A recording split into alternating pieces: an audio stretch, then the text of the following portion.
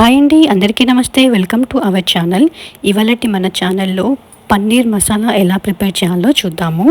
అందుకు ముందుగా ఒక మిక్సీ జార్ తీసుకొని అందులో 2 ఆనియన్స్ రఫ్గా ఇలా చాప్ చేసుకొని మెత్తగా పేస్ట్ చేసుకోవాలి.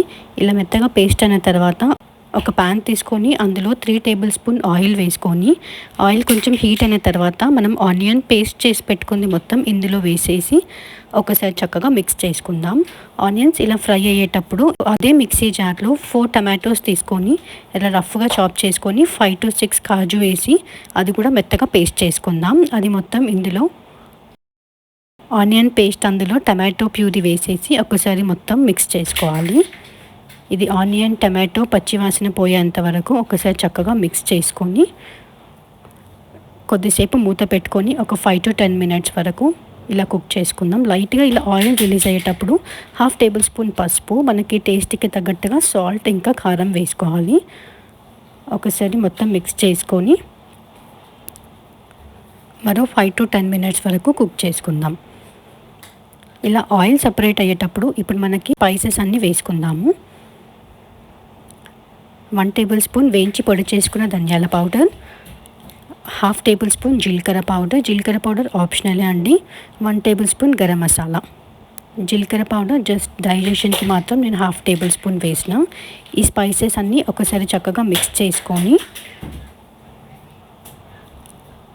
ఒక 5 minutes పాటు కుక్ అయిన తర్వాత మనకి గ్రేవీకి సరిపడే అన్ని వాటర్ వేసుకోవాలి. మన గ్రేవీకి సరిపడని వాటర్ వేసుకొని ఒకసారి మొత్తం మిక్స్ చేసుకొని మన టేస్ట్కి తగ్గట్టుగా సాల్ట్ ఇంకా కారం అడ్జస్ట్ చేసుకోవాలి. కొంచెం పుదీనా లీవ్స్ వేసి ఇలా వాటర్ మరిగేటప్పుడు మన టేస్ట్కి తగ్గట్టుగా గ్రేవీ అడ్జస్ట్ చేసుకొని నేను ఇక్కడ 250 grams ఫ్రెష్ పన్నీర్ తీసుకున్నా. పన్నీర్ని మొత్తం ఒకే సైజులో ఇలా క్యూబ్స్ లాగా కట్ చేసుకొని ఇందులో వేసేసుకోవాలి. ఈ గ్రేవీలో పన్నీర్ని ఒకసారి చక్కగా మిక్స్ చేసుకొని ఒక 5 minutes పాటు కుక్ చేసుకోవాలి. ఇలా మరిగేటప్పుడు కొంచెం కొత్తిమీర వేసుకొని చక్కగా మిక్స్ చేసుకొని 1 టేబుల్ స్పూన్ కస్తూరి మేతి క్రష్ చేసుకొని వేసుకోవాలి. పన్నీర్ కుక్ అవ్వడానికి ఎక్కువ టైం ఏం పట్టదు. మీడియం టు లో ఫ్లేమ్లో 10 minutes పాటు మూత పెట్టుకొని మధ్యలో మిక్స్ చేసుకుంటూ ఒకసారి మొత్తం కలుపుకోవాలి.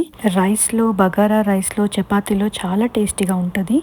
లో ఫ్లేమ్లో ఇలా మూత పెట్టుకొని కుక్ చేసుకొని ఆయిల్ రిలీజ్ అయ్యేటప్పుడు స్టవ్ ఆఫ్ చేసుకొని సర్వ్ చేసుకుంటే సరిపోతుంది. ఇంతేనండి, సింపుల్ పన్నీర్ మసాలా రెడీ. ఎక్కువ హడావిడి లేకుండా ఇలా ఈజీగా పన్నీర్ మసాలా చేసుకొని మీకు ఎలా వచ్చిందో కామెంట్లో నాతోని షేర్ చేసుకోండి.